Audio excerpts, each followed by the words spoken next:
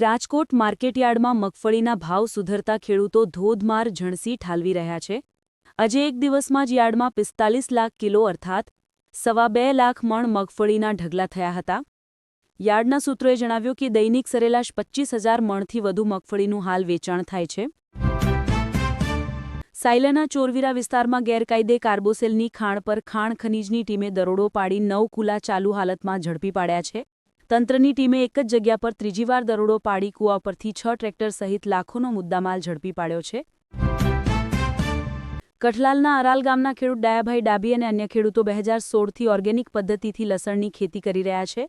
1 વીઘામાં 50 મણ લસણની વાવણી કરીને 1 મહિનામાં 150 મણ ઉત્પાદન મેળવે છે અને લાખો રૂપિયાની ખેડૂતે આવક મેળવી છે. દસાડા તાલુકાના ખારાઘોડા ગામમાં વાલ્મીકી અને ઠાકુર સમાજના મુક્તિધામમાં લાકડા રાખવાની અને બેસવાની વ્યવસ્થાના અભાવે ડાઘુઓને હાલાકી પડી રહી છે. જવાબદાર તંત્ર દ્વારા મુક્તિધામમાં તાત્કાલિક યોગ્ય વ્યવસ્થા ઊભી કરવામાં આવે તેવી સ્થાનિકોની માંગ છે. ગુજરાતમાં સરકારી નોકરીની તૈયારી કરી રહેલા હજારો યુવાનો માટે અત્યંત સારા સમાચાર આવ્યા છે.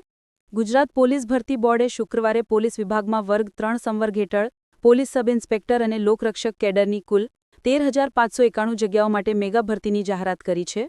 આ ભરતી પ્રક્રિયા માટેની ઓનલાઈન અરજીઓ 3 ડિસેમ્બર 2025થી ઓજસ પોર્ટલ પર શરૂ થશે. પંચમહાલ જિલ્લામાં ગૌવંશની ગેરકાયદેસર હેરાફેરી અને કતલની પ્રવૃત્તિઓને ડામવા માટે જિલ્લા પોલીસ તંત્ર દ્વારા એક ઐતિહાસિક અને સખત પગલું ભરવામાં આવ્યું છે. પંચમહાલ જિલ્લા પોલીસ વડા હરેશ દુધાત દ્વારા ગૌરક્ષા માટે એક વિશેષ સ્ક્વોડની રચના કરવામાં આવી છે. જામનગર જિલ્લાના કાલાવડ તાલુકાના નાની ભગેડી ગામમાં રહેતા એક ખેડૂતની વાડીમાં બાંધવામાં આવેલી એક ભેંસ પ્રત્યે કોઈ નરાધમ દ્વારા ક્રૂરતાપૂર્વકનું કૃત્ય કરવામાં આવ્યું હતું અને ભેંસને દોરડે બાંધીને મૂઢ માર મારી તેનું મૃત્યુ નિપજાવ્યું હતું. નર્મદા જિલ્લામાં આમ આદમી પાર્ટીના ભારે ખળભળાટ મચી ગયો છે. જિલ્લા આપ પ્રમુખ નિરંજન વસાવાના ભાઈ વીરભદ્રસિંહ એટલે કે ભદ્રેશ વસાવાને નર્મદા જિલ્લા લોકલ ક્રાઇમ બ્રાન્ચ દ્વારા બાતમીના આધારે દારૂની હેરાફેરી કરતા ઝડપી પાડવામાં આવ્યા છે.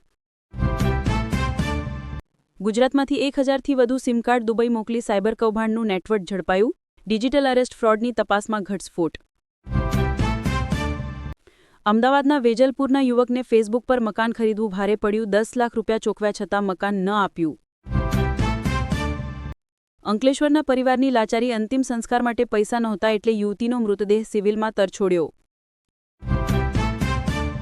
વડોદરામાં એક મહિલા બીએલઓએ ફોર્મ સમયસર પરત ન મળતા સોસાયટીના એક અગ્રણીને ફોન કરીને ધ્રુસકે રડતા આજીજી કરી હતી અને આપઘાત કરી લેવા સુધીની માનસિક સ્થિતિનું નિરૂપણ કર્યું હતું. આ ઓડિયો ક્લિપ વ્યાપકપણે વાયરલ થઈ રહી છે. જૂનાગઢમાં 2014માં યોજાયેલી હાઈકોર્ટની જુનિયર ક્લાર્કની પરીક્ષામાં ગીરગઢડા તાલુકાના ઉમેદવાર ડમી હોવાનું સામે આવ્યું હતું. આ મામલે 2 શખ્સ સામે ગુનો દાખલ થયો હતો. આ કેસ ચાલી જતા જૂનાગઢ કોર્ટે બંનેને 3 વર્ષની સખત કેદ અને 10 હજારનો દંડ ફટકાર્યો છે.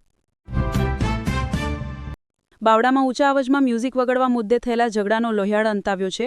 ભાડુવત અને પાડોશી વચ્ચે થયેલા ઝઘડામાં સમાધાન માટે વચ્ચે પડેલા મકાન માલિકની પાડોશીએ છરીના ઘા ઝીંકી હત્યા કરી નાખી હતી. દસાડા તાલુકામાં નર્મદા કેનાલમાં પાણી ન છોડવા બદલ ખેડૂતોની રજૂઆત બાદ તંત્ર દ્વારા અમુક કેનાલોમાં પાણી છોડવામાં આવ્યું છે અને રિપેરિંગની કામગીરી શરૂ કરવામાં આવી છે. ખેડૂત હિતરક્ષક સમિતિના આગેવાનો અને ખેડૂતોએ પાટડી અને વિરમગામ નર્મદા ઓફિસ ખાતે વહેલી તકે પાણી છોડવા અને રિપેરિંગ કામ કરવા અંગે રજૂઆત કરી હતી. આંકલાવના મુંજકુવા પાસે અને બોરસદ શહેર પોલીસે પ્રતિબંધિત ચાઇનીઝ દોરીના જથ્થા સાથે 3 શખ્સોને પકડી પાડ્યા હતા. આ મામલે પોલીસે વધુ તપાસ હાથ ધરી છે. આંકલાવ તાલુકાના મુંજકુવા ગામના રવિપુરા સીમ વિસ્તારમાં આવેલા એક ખેતરમાં પ્રતિબંધિત ચાઇનીઝ દોરીનો જથ્થો ઉતારવામાં આવી હતી.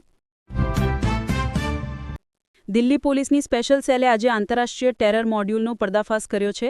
આતંકવાદી મોડ્યુલ પાકિસ્તાનના ઇશારે કામ કરી રહ્યું હતું.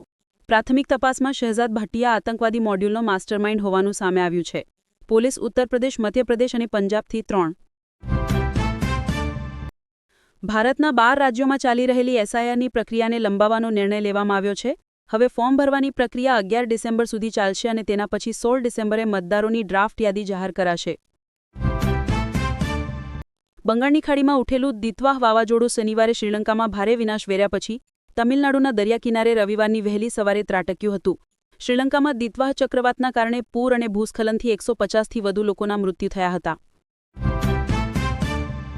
દક્ષિણ દિલ્હીના તીગડી એક્સટેન્શન વિસ્તારમાં શનિવારે સાંજે 4 માળના એક મકાનમાં ભીષણ આગ લાગવાની ઘટનામાં 4 લોકોના કરુણ મોત નીપજ્યા છે, જ્યારે એક વ્યક્તિ ગંભીર રીતે દાઝી ગઈ છે.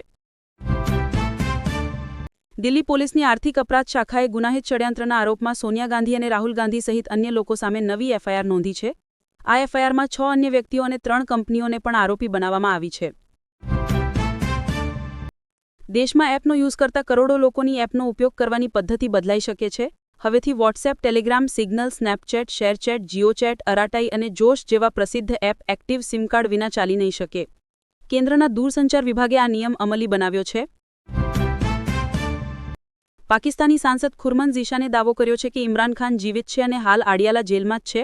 આ સાથે જ તેમણે એક સનસનીખેજ આરોપ લગાવ્યો છે કે ઇમરાન પર જેલમાંથી બહાર નીકળીને દેશ છોડી દેવા માટે દબાણ કરવામાં આવી રહ્યું છે. દર્શક મિત્રો, આજના સમાચાર અહીં પૂરા થાય છે. તમે કયા જિલ્લામાંથી અમારા સમાચાર સાંભળો છો એ અમને કમેન્ટ્સમાં જણાવો. દરરોજ સમાચાર સાંભળવા મારી ચેનલ વિશ્વદર્શનને લાઇક કરો, શેર કરો અને સબસ્ક્રાઇબ જરૂર કરજો. મળીએ કાલે નવા સમાચાર સાથે.